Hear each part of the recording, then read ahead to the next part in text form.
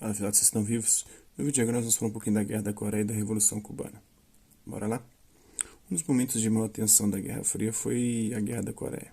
Além dos próprios coreanos, essa guerra contou com o envolvimento dos Estados Unidos e da União Soviética. A Coreia esteve anexada ao Império Japonês até o fim da Segunda Guerra Mundial.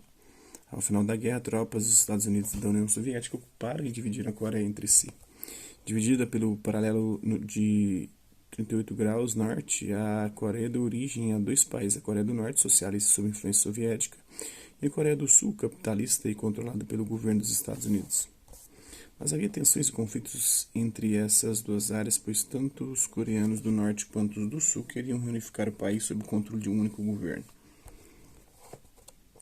Em junho de 1950 explodiu a guerra. A Coreia do Norte socialista atacou a Coreia do Sul capitalista. Logo, os Estados Unidos enviaram tropas ao local para dar apoio aos seus aliados sul-coreanos. Diante disso, tropas chinesas do regime comunista de Mao Tse-tung entraram na guerra apoiando o exército norte-coreano, que também recebeu apoio dos soviéticos. Durante a guerra, os norte-coreanos avançaram até a cidade de Seul. Posteriormente, as forças sul-coreanas reconquistaram Seul com a ajuda dos aliados estadunidenses. O conflito durou cerca de 3 anos, provocando a morte de mais de 2 milhões de pessoas. Em meados de 1953, os governantes das duas Coreias, com o apoio da ONU, restabeleceram uma linha de fronteira entre os dois países, o paralelo 38 graus. No entanto, a divisão e a tensão entre os coreanos continuam até hoje. Na América Latina ocorreu um caso de tensão extrema durante a Guerra Fria. Vamos entender alguns aspectos desse momento histórico. Em 1898, com a ajuda das forças militares dos Estados Unidos, Cuba tornou-se independente da Espanha. Após a independência, a economia cubana continuou a depender da produção do açúcar para exportação. Os Estados Unidos eram os principais compradores do açúcar cubano e exerciam forte influência sobre o país. Essa influência se manifestou até mesmo na Constituição cubana com a emenda Platt. Essa emenda concedia ao governo dos Estados Unidos o direito de intervir em Cuba caso seus interesses fossem ameaçados. Além disso, em 1903, negociaram a instalação da base naval militar de Guantánamo em território cubano, que funciona até hoje, para os Estados Unidos fazer nessa base, o que ele não pode fazer em território norte-americano, porque a Constituição não deixa.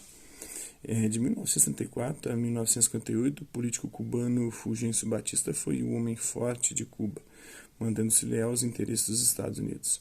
No exercício do poder em Cuba, Fulgêncio acumulou fortunas por meios ilegais e agia violentamente contra os seus adversários.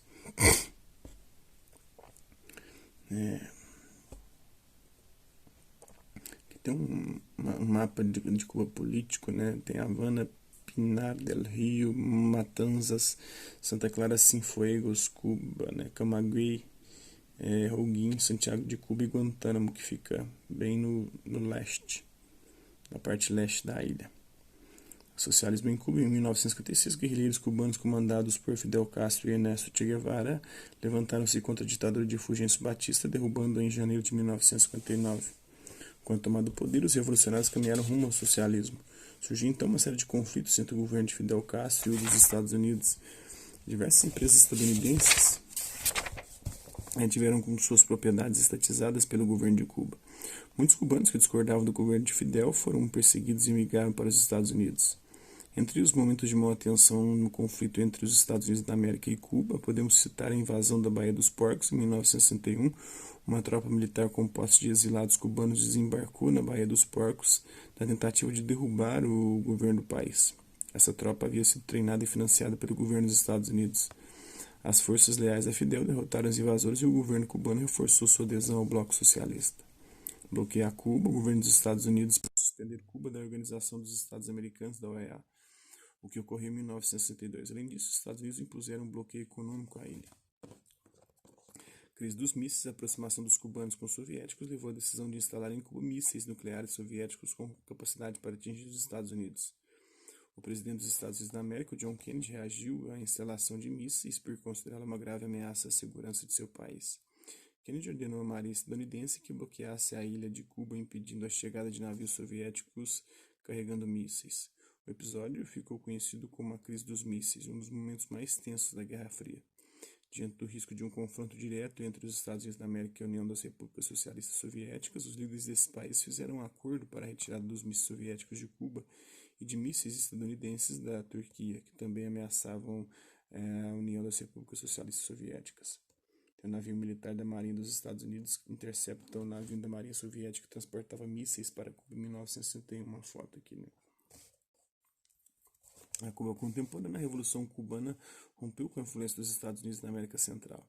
Seus líderes construíram o primeiro Estado socialista do continente americano, baseado no regime soviético. Depois de décadas no poder, o governo cubano conquistou êxito no campo social, como a eliminação do analfabetismo, a ampliação do atendimento à saúde pública e a redução da taxa de mortalidade infantil, todos com dados, né, suspeitos. Entretanto, o país permanece como uma ditadura do Partido Comunista. Fidel Castro ficou à frente do governo por 49 anos. Em fevereiro de 2008, ele transferiu o poder ao seu irmão Raul Castro. De modo geral, a economia cubana tem dificuldades para se diversificar. Nos anos da Guerra Fria, Cuba foi favorecida pelas relações comerciais com a União das Repúblicas Socialistas Soviéticas, que comprava cerca de 60% do açúcar produzido na ilha. Além disso, os soviéticos forneciam aos cubanos uma série de produtos subsidiados, como petróleo, veículos e equipamentos.